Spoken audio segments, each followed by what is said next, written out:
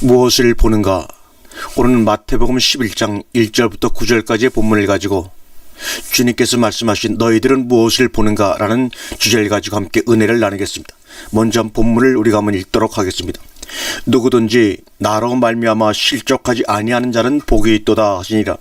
그들이 떠나매 예수께서 무리에게 요한에 대하여 말씀하시되 너희가 무엇을 보려고 광야에 나갔더냐?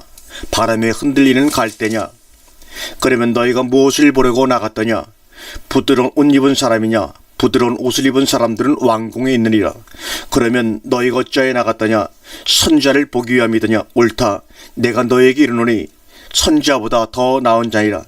기록된 바 내가 내 사자를 내 앞에 보내리니 그가 내 길을 내 앞에 준비하리라 하신 것이 이 사람에 대한 말씀이니라. 아멘. 너희가 무엇을 보려고 나갔더냐? 주님이 이렇게 광야에 있는 많은 무리들에게 질문을 하고 있습니다. 오늘 시간에도 주님께서는 저와 여러분에게 너희는 무엇을 보려고 이 자리에 섰느냐? 너희는 무엇을 보려고 이 방송을 듣고 있느냐고 주님이 물어보실 때 과연 우리는 무엇이라고 대답을 해야 주님이 질문하신 질문에 합당한 대답을 할 수가 있는지요? 신앙의 근본 목적은 여러 가지로 정의를 내릴 수가 있습니다. 말씀을 들어야 되는 것도 있고 또 말씀대로 신앙생활을 하는 것도 있고 기도도 있고 금식도 있습니다만, 그러나 그 신앙생활의 완성이 이루어지는 데에는 뗄 수 없는 추춧돌이 있는데 그것은 바로 보아야 한다는 것입니다. 우리가 예수님을 믿는데 무엇을 어떻게 보느냐 하는 것입니다. 본문은 지금부터 2000년 전에 세례 요한이 예수 그리스도 같은 시대에 태어나서 예수 그리스도에 대한 복음을 전파하다가 감옥에 갇혔습니다. 마태복음 14장에서는 세례 요한의 죽는 모습이 나옵니다. 그는 메시아에 관한 것을 끝까지 증거했습니다. 그러나 그는 메시아가 누구라는 것을 끝까지 확인하지 못하고 죽었다고 우리는 봅니다. 왜냐하면 예수 그리스도는 2000년 전에 한 분밖에 없었습니다. 헤로드 왕이 자기 동생의 부인을 자기 부인으로 삼는 도덕적인 문란한 행동을 본 세례 요한은 헤로드 왕을 향해서 말하기를 당신 동생의 부인을 데리고 사는 것은 합당치 못하다, 나쁜 일이라고 늘 지적한 결과 그는 사해 동편에 있는 마케루스라고 하는 감옥에 갇혔습니다. 옥에 갇힌 세례 요한이 예수님에 대한 소식을 듣고 자기 제자들을 불러 주님에게 가서 우리가 기다리는 메시아가 당신입니까? 라고 물어보라고 제자들을 주님에게 보냈습니다.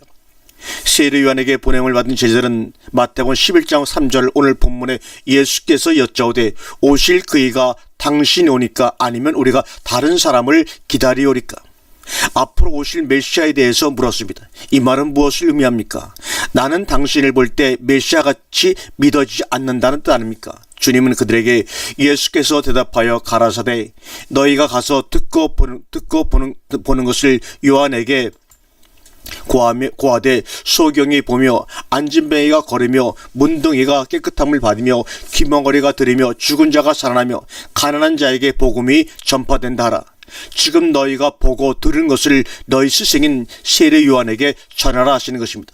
그렇다면 세례 요한의 제자들이 듣고 보았던 것은 무엇입니까? 첫째로 소경이 보며, 둘째로 안진뱅이가 걸으며, 셋째로 문둥이가 깨끗함을 받으며, 넷째로 귀멍거리가 들으며, 다섯 번째로 죽은 자가 살아나며, 여섯 번째로 가난한 자에게 복음이 전파된다는 6가지의 내용입니다. 이 6가지의 광경을 보고 들은 요한의 제자들이 세례 요한에게 가서 난 후 주님은 제자들에게 저희가 떠나매 예수께서 무리에게 요한에 대하여 말씀하시되 너희가 무엇을 보려고 광야에 나갔더냐? 바람에 흔들리는 갈대냐? 그러면 너희가 무엇을 보려고 나갔더냐? 부드러운 옷 입은 사람이더냐? 부드러운 옷을 입은 자들은 왕궁에 있느니라. 그러면 너희가 어찌하여 나갔더냐? 선지자를 보려더냐? 옳다. 내가 너희에게 이르노니 선지자보다 나은 자니라. 이렇게 오늘 본문에 말씀하고 있습니다. 너희가 광야에 무엇을 보려고 나갔느냐? 왕을 보려 나갔느냐? 선자를 보러 나갔느냐? 하며 광야에 나간 이유를 대라고 하시면서 이 모든 것보다 나은 자가 바로 나라고 말씀합니다. 너희는 나에 대해서 얼마나 알고 나를 따르고 있느냐? 제자들을 책망하고 있는 것입니다. 사도행전에서는 광야를 교회라고 말하고 있습니다. 시내산에서 말하던 그 천사와 및 우리 조상들과 함께 광야 교회에 있었고 오늘날로 말하면 애굽을 세상이라고 하며 광야를 교회라고 부르고 있는 것입니다.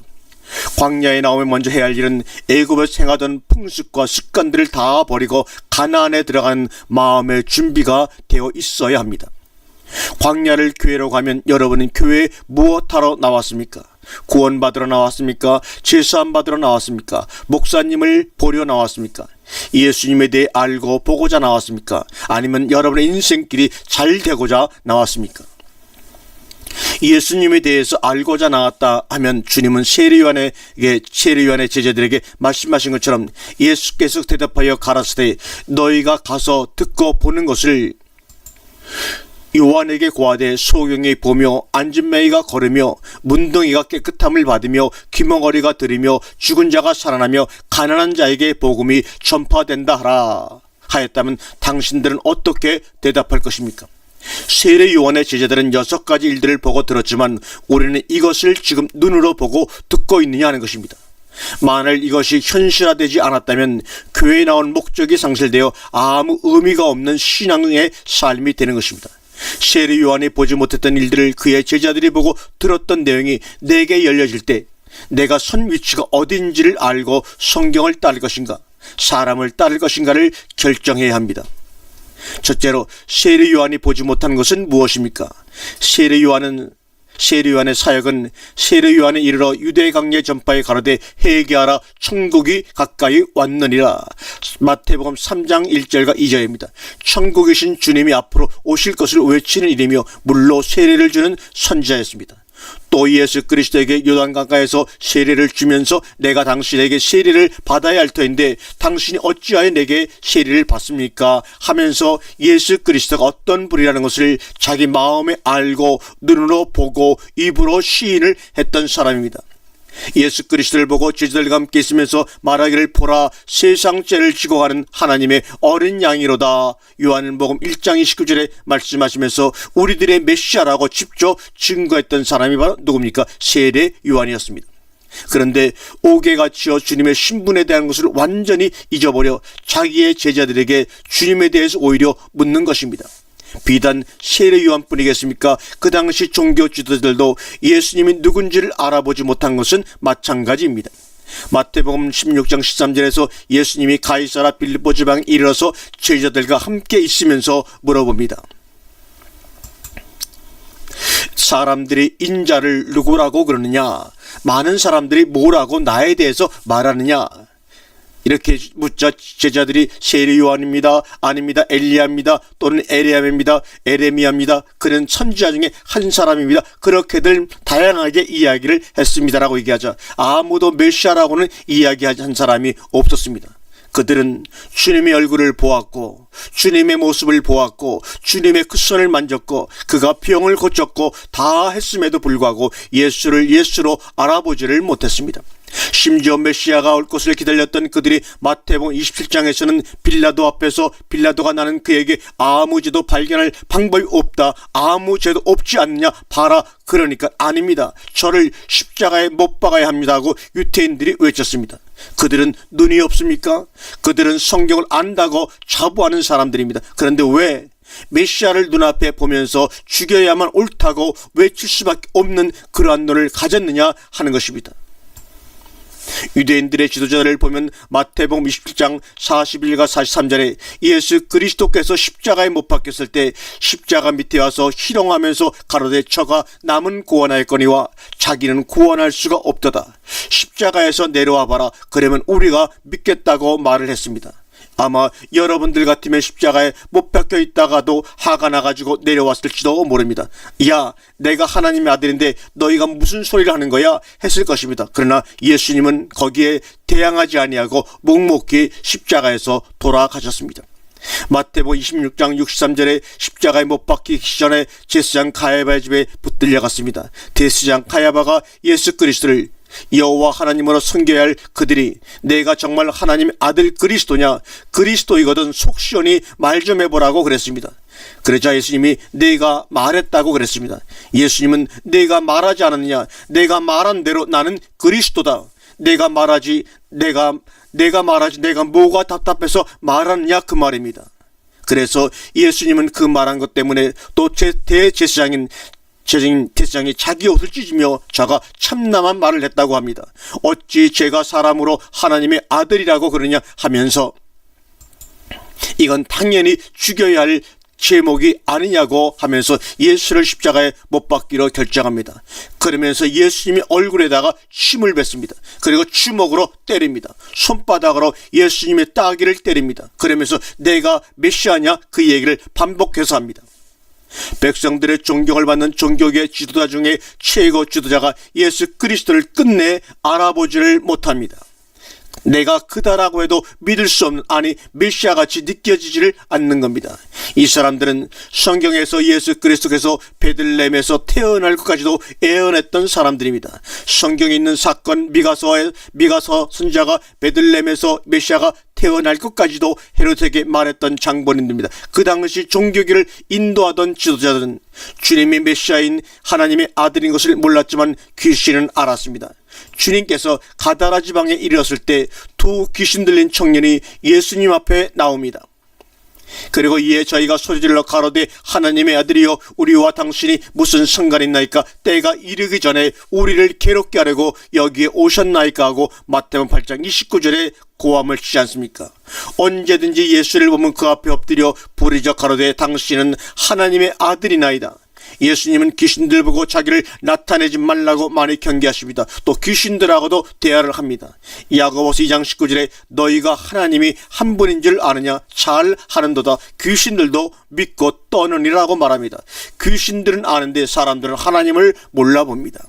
옥에 갇힌 세례 요한은 주님이 세상 죄를 지고 하는 어린 양이신 것을 일시적으로는 알았지만 유대 종교자들은 주님이 하나님의 아들인 것을 모르고 주님을 따라다녔습니다. 주님이 하나님의 아들이라는 것을 알려면 영의 역사를 알아야 합니다. 마태복음 16장 13절에 예수께서 가이사라 빌립보 지방에 이르러 제자들에게 물어 가라사대 사람들이 인자를 누구라고 하느냐? 가로되 더러는 세례 요한, 더러는 엘리야, 어떤 에레미야나 선지자 중에 하나이니이다. 예수를 따르는 수많은 무리들은 예수를 선지자 중에 한 사람으로 본 것뿐입니다.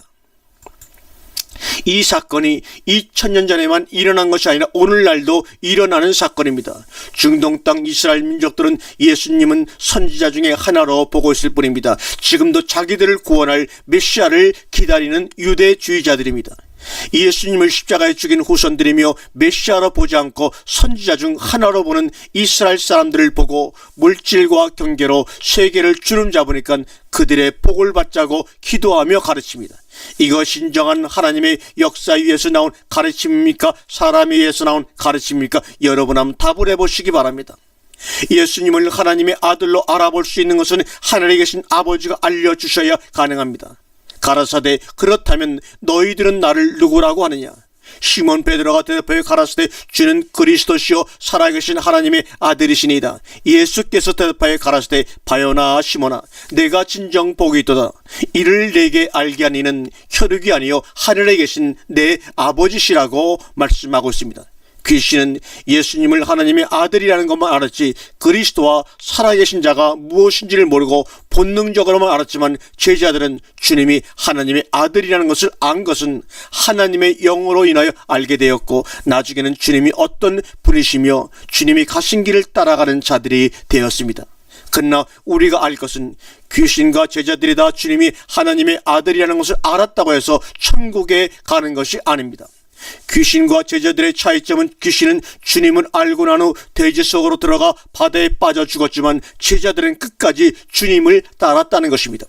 주님을 끝까지 따르는 과정에서 주님이 하나님의 아들이라는 것을 잊어버리고 사는 때가 많이 있다는 것을 알아야 합니다. 주여 주는 그리스도시요 살아계신 하나님의 아들입니다라고 신앙 고백했던 베드로는 주님이 십자가에 죽고 3일 만에 살아나야 한다는 말을 듣고 베드로가 예수를 붙들고 간나여 가로되 주님이여 그리 마옵소서. 이 일이 결코 주님에게 미치지 아니하리이다. 주님이 하신 일을 하지 못하게 합니다.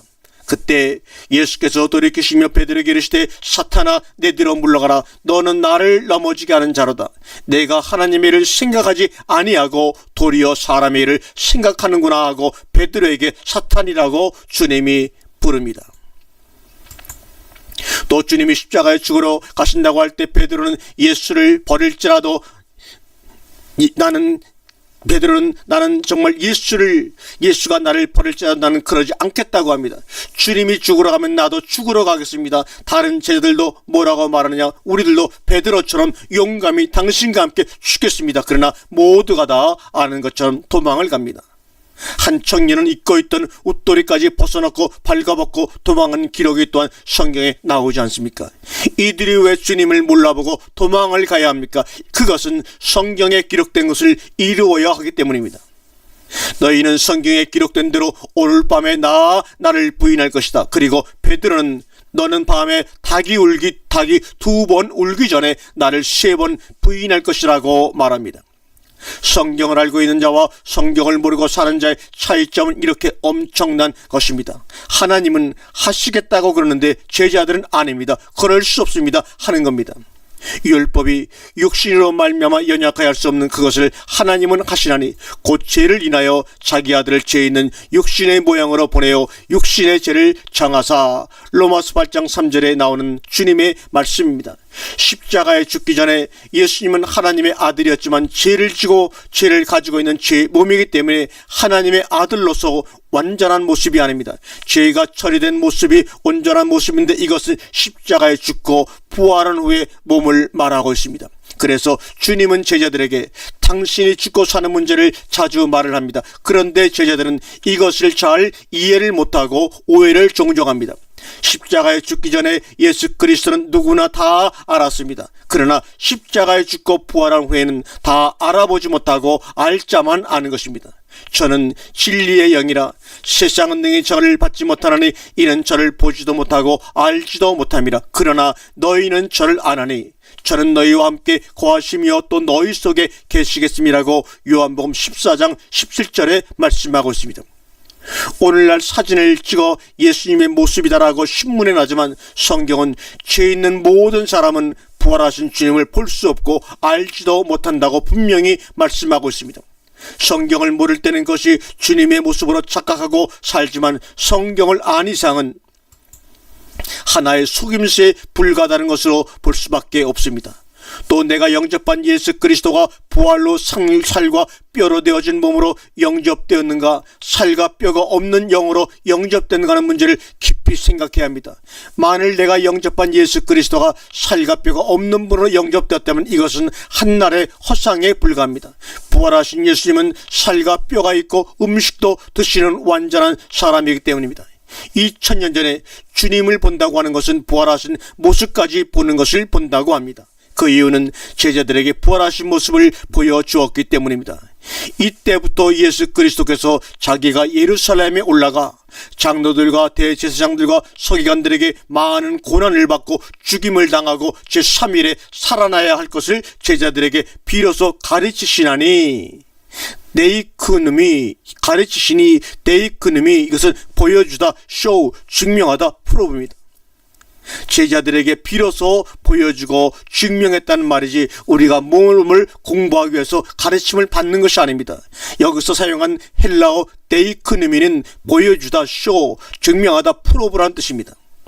비로소 보여주시고 증명하셨다는 말입니다. 한글 성경에는 가르치시라고 번역이 되어 있습니다. 그러나 헬라어 원제는 가르치다가 아니다, 쇼, 보여주다라는 말로 분명히 사용되었습니다. 가르치다라고 하는 헬라어는 데이크눔이란 말 말고 디다스코란 말을 씁니다. 헬라어로 디다스코는 보여주다는 헬라어로 데이크눔이란 말을 씁니다. 그러므로 가르치다는 말과 보여주다는 말은 분명히 헬라어로 다른 단어입니다. 마태복음 16장 21절을 제대로 번역하면 이때로부터 예수 그리스도께서 자기가 예루살렘에 올라가 장로들과 대제사장들과 서기관들에게 많은 고난을 받고 죽임을 당하고 제3일에 살아나야 할 것을 제자들에게 제가 와서 데이크님이 보여주었다 해야 정확한 해석입니다. 주님이 십자가에 죽고 부활하는 자신의 모습을 낱낱이 제자들에게 보여주셨던 것입니다. 이러한 전반적인 사건을 세례 요한의 제자들은 보고 너희 성서에게 전하라고 했습니다. 주님이 자신의 부활에 대해서 제자들이나 그 외 제 지도자들에게 말하면 그 말씀 때문에 실족이 되어 떠나갑니다. 그래서 제자들에게 누구든지 나를 인하여 실족하지 아니하는 자는 복이 있도다라고 오늘 본문 16절에 말씀하고 있죠. 복 있는 사람은 주님의 말씀 때문에 실족하지 않는 사람이라고 합니다. 한글 성경으로 해석하면 많은 문제가 생기는 부분입니다. 그래서 원어 성경을 보고 해석을 해야 정확한 답이 나옵니다. 한번 보겠습니다. 그 본문을 원어로 보겠습니다. 카이 마카리오스 에스틴 호스, 카이 마카리오스 에스틴 호스 에안 메 스칼달리스테 엔 에모이. 한글 성경은 나로 인하여 매 스칸달리스트에 실족하지 않는 사람은 복이 있다 이렇게 번역이 됐지만, 원어 성경은 내 안에서 내 안에서 실족당하지 않는 자가 복이 있는 자다라고 번역하는 것이 맞는 원어상의 번역입니다.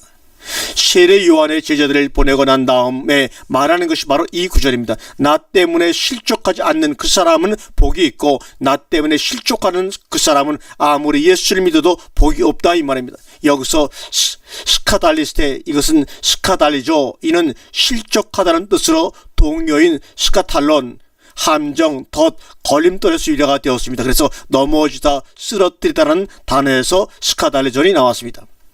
그러니까 나를 인해서 실족하지 않는 사람, 나를 인해서 넘어지지 않는 사람, 나 때문에 쓰러지지 않는 사람은 복이 있다 그 말입니다.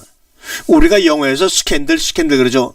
어느 영화배우나 정치가나 사업가가 나쁜 소문이 만들어져서 나타나면 스캔들이야 그럽니다. 그런데 여기서 실족하게 하다 이 말은, 다시 말하면 발로 가는데 똑바로 가야 되는데 옆에 구덩이가 있어서 거기에 빠져버리면 사람이 넘어지는 것이 바로 스캔들, 스카달리존이라고 합니다.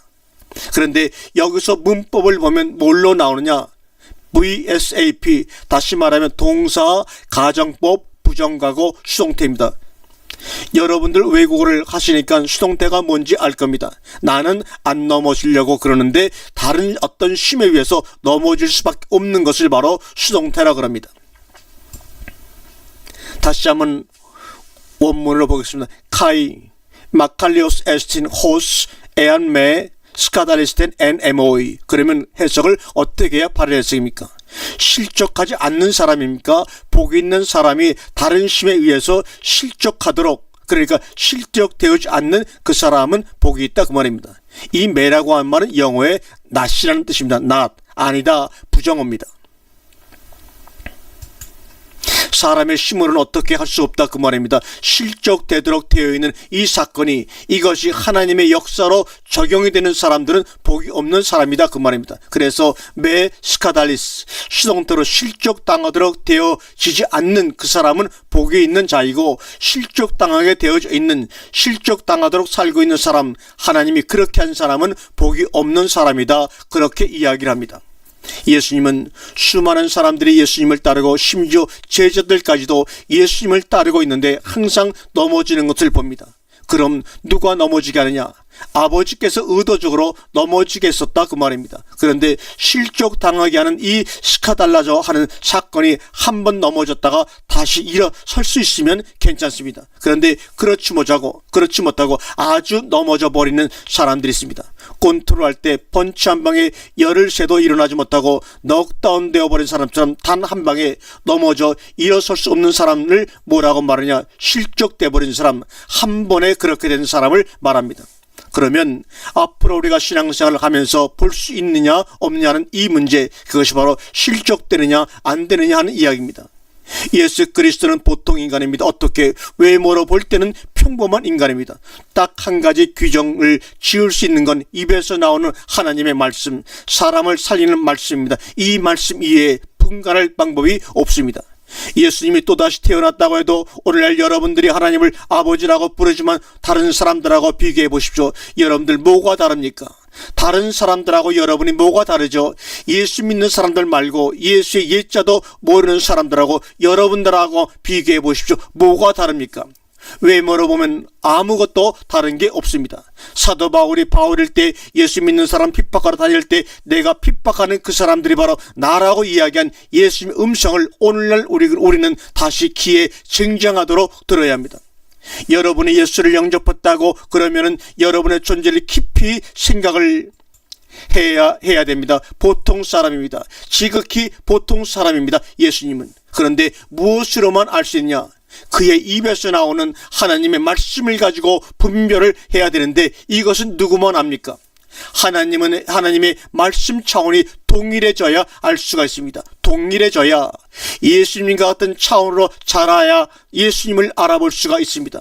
무슨 이야기인지를 이해를 하시겠습니까? 아시겠습니까? 예수님은 늘 유대인들하고 싸울 때마다 뭐라고 말하느냐? 너희가 왜 내가 하는 말로 나를 책잡으려고 그러냐? 그 말입니다. 하나님의 말씀을 받은 자들이 신들이다 그 말입니다. 신들. 너희가 하나님과 같은 존재라고 성경이 말하고 이미 율법에 기록하고 있는데 내가 하나님의 아들이라고 그러는 게 뭐가 참남하다 하고 너희가 말을 하느냐 그 말입니다. 너희는 사람을 외모로 판단하는구나 그 말입니다. 오죽하면 바울이 나는 이제는 그리스도도 외모로 판단하지 않겠다고 말하지 않습니까? 우리 사람으로 판단하지 않겠다. 안타까운 일입니다. 우리는 오늘날 뭘 보고 있느냐 그 말입니다. 우리가 예수님과 같은 수준과 차원으로 자랐을 때 예수 그리스도를 만나면 아 그렇구나. 옛날에는 그냥 왔다 갔다 했구나. 제대로 못 알아보면 그 사람이 바로 누구냐? 막말로 미친 사람입니다. 사람들이 볼 때는 아니지만 하나님이 볼 때는 미친 사람들입니다. 제정신을 가지고 있는 사람들이 아닙니다.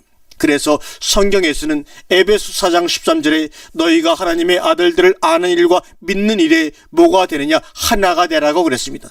한 사람같이 되라. 그리스도의 장성한 분량이 충만한 데까지 예수 그리스도와 똑같이 차고 넘치는 상태까지 알아야 한다고 성경은 말씀하고 있는 것입니다. 또 하나님은 그렇게 하실 수가 있는 분입니다. 예수를 비범한 존재로 가르치는 것은 타락한 교회가 그렇게 가르쳤습니다. 아주 엄청난 존재로 가르쳤습니다. 그러나 주님께서 사람들 앞에 나타날 때는 절대로 자신을 위대한 존재로 안 나타냅니다. 예수 그리스도는 예나 지금이나 무엇으로 나타납니까? 종의 형상으로 나타납니다. 섬기는 자로 나타납니다. 언제나 뭐라고 말하면 없습니다. 책망하지 않습니다. 왜 그러냐? 아직 안 컸다. 아직 너희가 어리다. 그 말입니다. 엄청난 하나님, 그것은 어느 때가 되면 엄청난 하나님으로 나타납니다. 어느 때가 되면 분명 엄청난 하나님으로 나타나십니다. 그러나 어느 때가 되기 전까지는 지극히 보통 사람 중에 오히려 한 단 낮은 보통 사람, 그렇게 예수님은 우리에게 나타납니다. 마태복음 13장 20절을 열어보십시다. 마태복음에 보면 실족하다, 스카달리조 하는 사건들이 참으로 많이 나옵니다. 한번 읽어보죠. 돌밭에 뿌렸다는 것은 말씀을 듣고 즉시 기쁨으로 받되 그 속에 뿌리가 없어 잠시 견디다가 말씀을 인하여 환난이나 핍박이 일어날 때에는 곧 넘어지는 자요. 이 넘어지는 자라고 하는 것이 원문에서 실족하다는 스카달리조라는 말을 쓰고 있습니다. 그런데 이것이 수동태를 써서 넘어지게 되어 있는 자라고 하는 얘기입니다. 넘어지려고 자기는 아니라고 그러지만 자기 자신의 그 속에 무엇은 이미 넘어지게끔 준비를 하고 있다 그 말입니다. 그러니까 말씀을 인하여 말씀을 들을 때야 야 좋구나 좋다 해놓고 환난이나 핍박이 오게 되면 싹 넘어지게끔 되어 있는 사람입니다. 이렇기 때문에 성경은 좁은 문으로 들어가라. 그러나 좁은 문으로 들어가려고 애를 쓰고 몸부림을 쳐도 못 들어가는 사람이 있다고 성경은 예수님이 말씀을 하고 있는 것입니다. 열매를 맺으려고 자기는 아주 좋아서 들뜨고 있는데 수동태입니다. 넘어질 수밖에 없는 사람들이 있다 그 말입니다. 우리가 만약 내가 섰다고 생각하는 믿음이 있거든 넘어져 있는 사람들을 불쌍히 여기는 마음이 있어야 합니다. 그들을 위해서 늘 기도하는 마음이 있어야 합니다. 우리가 가슴 아픈 것은 다른 것이 아닙니다. 넘어져 있는 사람들을 볼 때 가슴이 아픈 것입니다. 별의별 방법을 다 시도해 봅니다. 그런데 그때부터 산송장입니다. 우리가 복음을 전하면 듣지 않는데 다른 사람이 와서 다른 데 가자고 그러면 10번이라도 자기 돈을 써가며 쫓아가는 것입니다. 다른 일은 아주 바쁜데 하나님의 말씀을 듣자고 그러면 아주 싫어합니다. 기가 막힌 것은 맨날 들어도 그 이야기가 아니냐 그 말입니다. 들어서 무슨 유익이 있느냐 이러면서 가지 않습니다. 한마디로 말해서 핑계 없는 무덤이 없다고 바로 산자인데 무덤입니다. 핑계 없는 무덤 없다. 마태복음 13장 50절에서 예수님이 고향에 가서 고향에서 말씀을 증거했을 때 고향으로 돌아가서 저희 해당에서 가르치시니 저희가 놀라 가로되 이 사람의 지혜와 이런 능력이 어디서 났느냐. 야 참으로 대단한 사람이다. 뭐가? 목수 요셉의 아들의 저희 형제들이 여기 이렇게 많이 있는데 저 사람 하나는 세상 말로 말하면 개천에서 용났어. 어떻게 저런 소리를 할 수 있지? 그러니까 누구 아들이라? 요셉의 아들이다 그 말입니다. 내가 뛰어왔자 벼룩이지, 이런 얘기를 하고 있는 것입니다. 그래서 예수를 배척한지라 예수께서 저에게 말씀하시되 선지자가 자기 고향과 자기 집 외에서는 존경을 받지 않음이 없느니라 말합니다. 그래서 배척했다는 말이 바로 스카달리죠, 실족하다는 말과 같은 단어입니다. 저희가 예수님을 실족시키려고 그랬습니다. 나는 목수의 아들이구나 하는 생각이 들 정도로 넘어뜨리려고 했다는 것입니다. 배척한 게 아닙니다. 여기서 VIIP라는 동사 문법을 썼습니다. 이것이 뭐니까 미완료 수동태입니다. 무슨 얘기하기냐면 항상 하나님의 아들이 된 줄 아는 사람은 자기 고향에서는 의심을 받고 사람을 뭘로 보느냐? 항상 누구 집 아들 아무개 아무개 딸 그 이상은 대접을 못 받는다는 것을 성경이 이미 자증하고 있습니다. 제일 말씀 생활하는데 어려운 게 뭐냐? 자기 가족들입니다. 그 다음에 자기 형제들입니다. 제일 어려운 게 그겁니다. 아무리 봐도 누구로 보입니까? 한 배에서 낳고 한 부모 자식이고 아무리 봐도 한 남편이요 한 부인이요 그 이상은 보이지 않는다는 말입니다. 무슨 이야기냐? 성경이 그렇게 만들어놨다는 사건을 아시고 말씀이 깨달아지고 성정을 하면 어떻게 해야 되느냐? 고향을 떠나야 됩니다. 그래서 성경에서 미리 알고 동사 직설법 미완료 수동태를 써 놓은 것입니다. 미완료라는 것입니다. 하나님의 나라가 완전히 이루어질 때까지는 계속 미완료입니다. 아무리 내가 가서 성경에 있는 모든 말씀을 다 전해도 야, 너 언제 그렇게 성경 공부했느냐? 나는 20년 30년 해도 모르는데 너는 몇 년밖에 안 됐는데 성경을 그렇게 잘하니? 그러면서 누구라고 그러냐? 너는 아무개 아들, 옛날 아무개 집수가 아니냐? 그 말입니다. 나는 목사인데 그러니까 고향을 떠나라. 그 사람들과 같이 있다가 보면 내가 오히려 실족당할 가능성이 있습니다. 왜 항상 너는 그거 아니냐 그 말입니다. 그러니까 고향을 떠나라. 도대체 고향에서는 대접을 못 받는다고 성경에서 이미 말씀을 하고 있습니다. 마태복음 12장 12절에 이에 제자들이 나와 가로되 바리새인들이 이 말씀을 듣고 걸림이 된 줄 아시나이까? 또 15장 10절에 무리를 불러 이르시되 듣고 깨달으라고 예수님은 지금 우리에게 호소하고 있습니다. 사랑하는 자들아 듣고 깨달아라.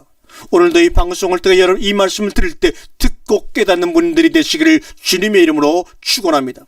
입에 들어가는 것이 사람을 더럽게 하는 것이 아니라 입에서 나오는 것이 사람을 더럽게 하는 것이 아니라 아주 지극히 당연하고 쉬운 일입니다. 그런데 제자들이 나와서 바리새인들이 이 말씀을 듣고 걸림이 된 줄 아시나이까? 걸림이 된 줄 하는 이 말도 실족하다는 말과 똑같은 스카달리저입니다. 실족되어진 줄 아십니까? 그 말입니다. 그런데 여기서는 부정과거 수동태를 써가지고 그 말을 듣고 단번에 실족되어 버렸다 이 말입니다. 완전히 넘어져 버린 것입니다. 입으로 들어가는 게 사람을 더럽게 한다고 그래서 저희는 손발을 닦고 정결하게 하고 돼지고기도 안 먹고 물고기도 비늘 없는 것은 안 먹고 항상 지키고 앉았는데 예수님은 뭐라고 그러느냐? 야, 웃기지 말라. 어떻게 사람이 먹는 것 가지고 사람이 더러워지니? 입에서 나오는 말로 사람 더럽게 되는 것 아니야. 이렇게 말씀하십니다. 사람 셋이 하나 병신 만들면 안 아픈 사람 병원에 간다는 말처럼 말이 사람을 더럽게 만들지 절대로 안 그렇습니다. 너희가 가르치는 게 바로 그게 사람을 더럽게 만드는 거야 라고 주님은 서기관과 바리새인들 향해서 경고합니다. 왜요? 하나님이 받아들일 수 없는 사람들을 너희는 만들고 있으니까. 그러니까 제자들이 와서 뭐라고 그러느냐 하면 걸림이 된 줄 아십니까 주님? 이 걸림이 스칸달리죠. 실족이 되어서 단번에 자빠져 버렸다 이 말입니다. 그러니까 13절에 예수께서 내 옆에 가라사대 심는 것마다 내 천부께도 심지 않는 것은 뽑힐 것이니 그냥 두거라. 저희는 소경이 되어 소경을 인도하는 자로다. 만일 소경이 소경을 인도하면 둘이 다 구덩이에 빠지리라 하신대. 알았습니까? 참으로 답답한 이야기입니다. 저놈들이 입으로는 그냥 여호와 하나님 여호와는 하는데 나를 보고도 도통 모르는 소경들이다 그 말입니다. 그러니까 가르치는 말로도 못 알아듣고 자빠져 버립니다. 마지막 때 사건이 그렇습니다. 사람의 생각으로 신앙생활하면 모두 다 스칸달리죠. 실족하고 자빠져 버리고 넘어집니다. 사람의 생각으로 말로 배우는 것을 가르치면 그 배운 것은 배운 것이 아니라 실족하게 되는 원인을 제공하는 말뿐입니다. 그런가 하면 마태복음 17장 27절은 그러나 우리가 저희로 오해케 하지 않기 위하여 내가 바다에 가서 낚시를 던져 건져오리는 고기를 가져 입을 열면 한 세겔을 얻을 것이니 가져다가 나와 너를 위하여 주라 하심이라.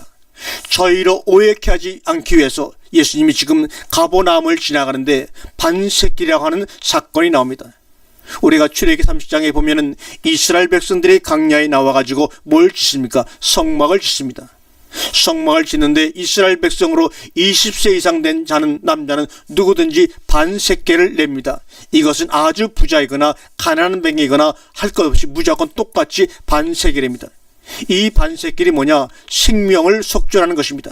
자기 생명을 하나님이 구해준 것에 대한 감사로 구해주는 조건이 바로 반세겔을 받는 겁니다. 그래서 이 반세겔은 성전을 유지하고 보수시켜 나가는 성전세로 받는 것입니다. 그런데 가버나움에 갔더니 사람들이 지나가는 사람들에게 전부 다 반세겔씩 받습니다. 그래서 예수님이 뭐라고 말하느냐? 마태복음 17장 25절에 가로되 내신다고 하고 집에 들어가시니 예수께서 먼저 가라사대 시몬아 내 생각은 어떠하냐?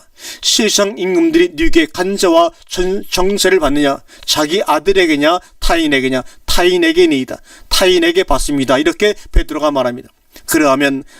그리하면 아들들은 세를 면하리라. 그러나 저희로 오해케 하지 않기 위하여 저희로 실족당하지 않게 하기 위하여 우리는 돈을 내자 그 말입니다. 한 세겔을 물고기 배에서 꺼내다가 바치고 지나갑니다. 그러니까 사람들이 볼 때 예수님을 누구로 봅니까? 그냥 유태인이죠. 만약 예수님이 내지 않고 내가 하나님의 아들이다, 거기에다 힘을 딱 주고 배에 힘을 주고 야 나 안 내, 야 그 성전 처음 지을 때 반세겔 받게 한 게 바로 나야, 그 이야기를 할 수가 있죠. 예수님은 그러나 그 이야기를 하지 않고 반세겔을 냅니다. 그들을 실족시키지 않기 위해서. 왜요? 그 이야기하면 또 한 번 실족하고 넘어지기 때문입니다. 돈 한 세겔을 가져다 내고 그냥 지나갑니다. 유인. 베드로도 아무 소리 않고 냅니다. 예수 믿는다고 국법에 세금을 내라고 그랬는데도 만약에 탈세를 하거나 하면 그런 사건에다가 통상 붙이는데 어찌됐건 예수 믿는 사람은 이 세상법에도 적용을 받습니다.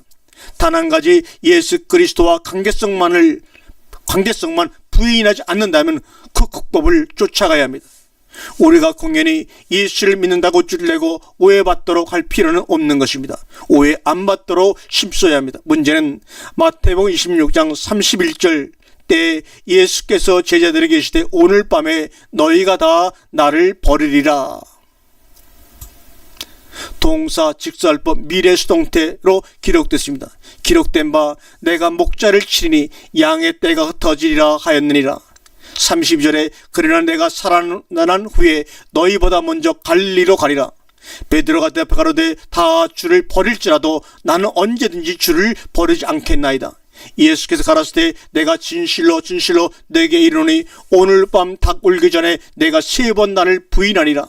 베드로가 가로되 내가 주와 함께 죽을지언정 주를 부인하지 않겠나이다 하고 모든 제자들도 이와 같이 말하니라. 얼마나 믿음이 좋습니까? 스가랴 13장 7절에 만군의 여호와가 말하노라. 칼아 깨어서 내 목자 내 짝된 자를 치라. 목자를 치면 양이 흩어지려니와 작은 자들 외에는 내가 내 손을 들이오리라.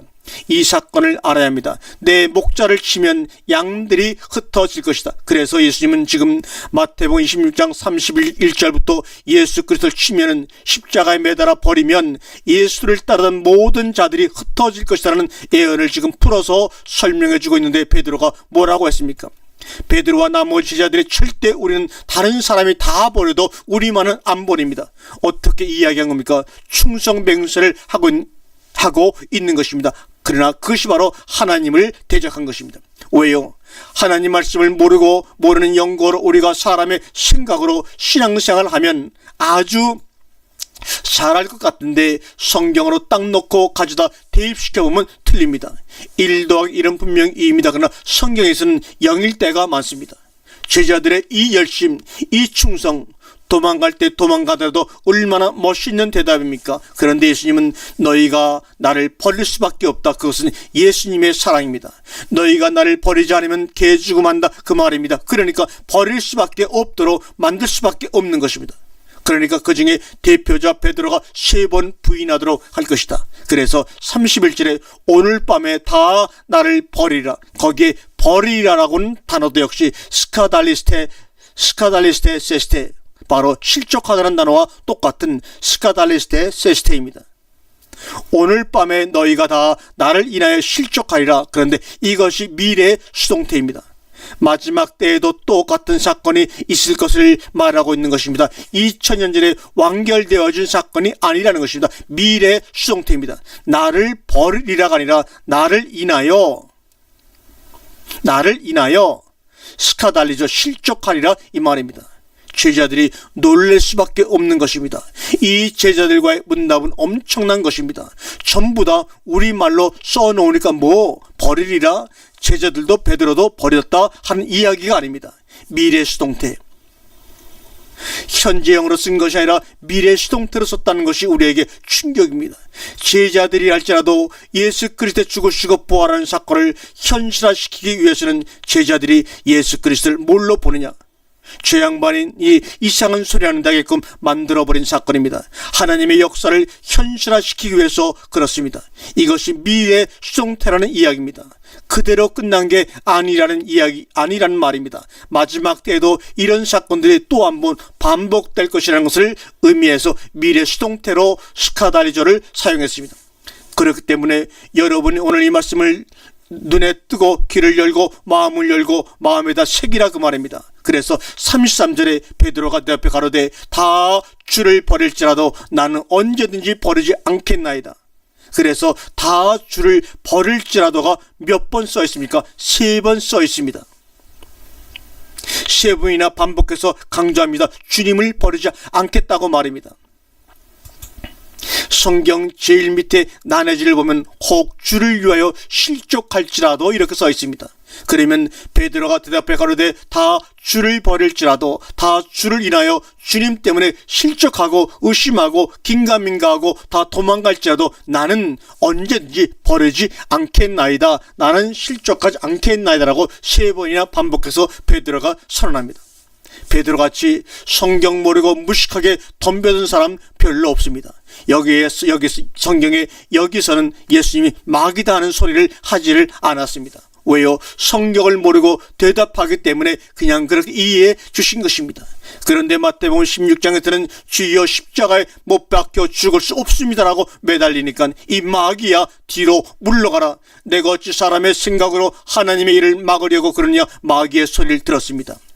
여러분들 성경을 모르기 때문에 얼마나 입으로 많은 막말을 하고 사는지 아십니까? 그것을 보고 막말이라고 그러죠. 말 같지 않은 소리 많이 하는 것을 그렇게 말하는 것입니다.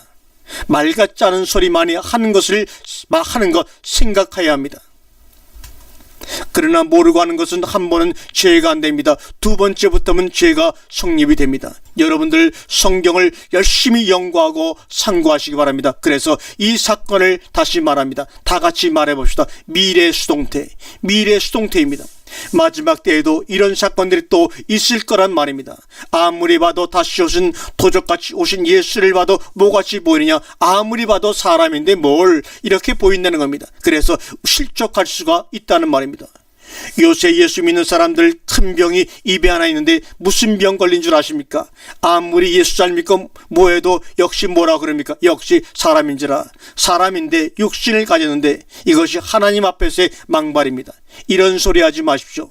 오늘 이 말씀 중에 실족이라고 하는 스칸달리죠. 그렇게 될 수밖에 없도록 되어진 사람들이 있습니다. 실족될 수밖에 없도록 되어진 사람들, 실족될 수밖에 없도록 언제 끝까지 실족할 사람들이 있습니다.